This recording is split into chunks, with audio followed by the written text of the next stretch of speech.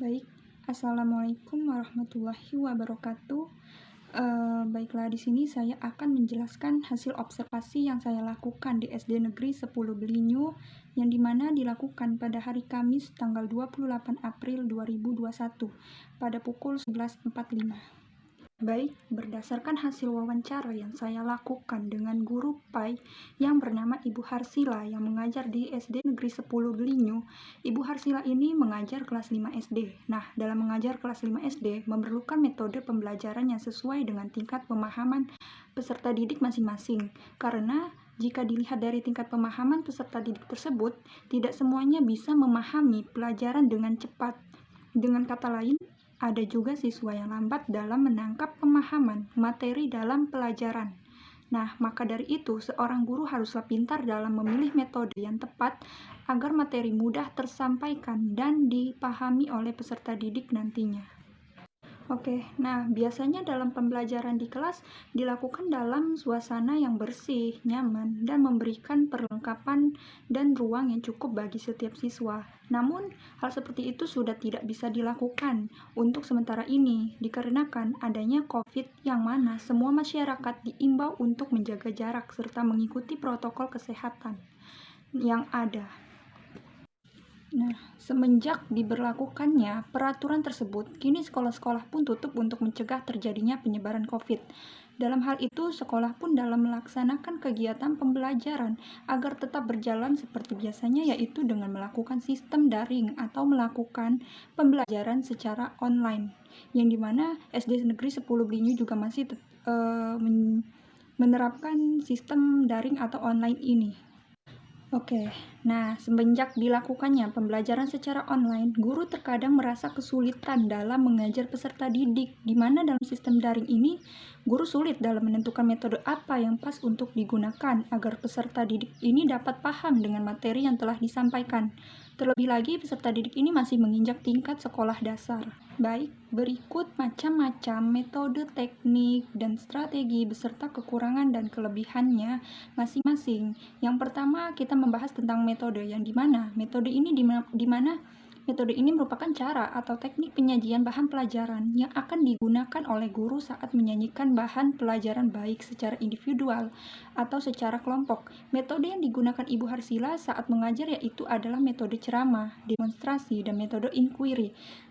Oke, yang pertama tentang metode ceramah, di mana guru menyampaikan secara langsung kepada siswa, namun dalam sistem daring ini yang masih diberlakukan oleh SD Negeri 10 Belinyu, guru cukup menginfokan lewat grup online yaitu WhatsApp. Namun bagi siswa yang tidak memiliki HP, terkadang guru memberinya cukup dengan sebuah catatan atau kertas fotokopi, lalu memberikan kepada perwakilan siswa saja. Kelebihan dari metode ceramah ini, guru dapat dengan mudah menyampaikan materi secara langsung sehingga mendorong siswa untuk menjadi lebih fokus, sedangkan kekurangannya yaitu proses belajar membosankan dan terdapat unsur paksaan untuk mendengarkan. Baik, selanjutnya ada metode demonstrasi di mana guru menggunakan benda atau bahan ajar pada saat pelajaran. Hal ini juga bisa melalui bentuk praktek. Namun dalam sistem daring seperti ini, guru hanya memberikan bentuk ajaran seperti itu hanya dengan mengirimkan video.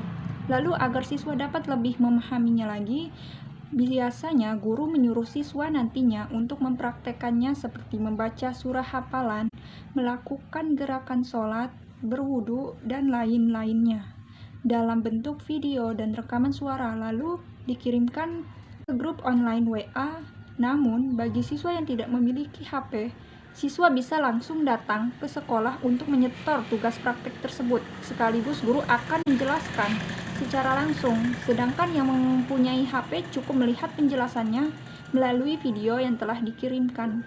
Oke, selanjutnya kelebihan dari metode ini atau metode demonstrasi yaitu siswa bisa memahami secara lebih jelas tentang suatu proses atau cara kerja. Sedangkan kekurangannya yaitu memerlukan guru yang benar-benar paham agar bisa mendemonstrasikan dengan baik. Lalu selanjutnya, metode inquiry, di mana guru memberikan penjelasan materi yang diajarkan, kemudian memberikan tugas pada siswa untuk menjawab pertanyaan yang diajukan guru sebagai evaluasi pemahaman siswa. Nah, kelebihan dari metode ini dapat membangkitkan motivasi dan gairah belajar peserta didik untuk belajar lebih giat lagi, sedangkan kekurangannya terlalu mementingkan proses pengertian saja, jika juga kurang memperhatikan perkembangan sikap dan keterampilan bagi siswa. Nah, itulah salah satu dari beberapa metode yang biasanya digunakan oleh guru saat mengajar. Selanjutnya tentang strategi, di mana strategi ini merupakan bagaimana seorang guru mengatur atau mencari cara untuk membuat seorang siswa dapat memahami materi yang telah disampaikan sesuai dengan tingkat kesulitan materi. Nah, berikut beberapa strategi yang digunakan guru, yaitu yang pertama, untuk strategi awal yang digunakan saat pembelajaran secara online ini dilakukan secara berkala, namun hanya berlaku 1 minggu karena anjuran dari pemerintah. Lalu yang kedua, strategi yang dipakai kemudian berurutan dengan materi yang telah ada di buku. Kemudian guru menjelaskan materi tersebut dengan melalui video agar anak dapat mengerti dari materi yang ada di buku.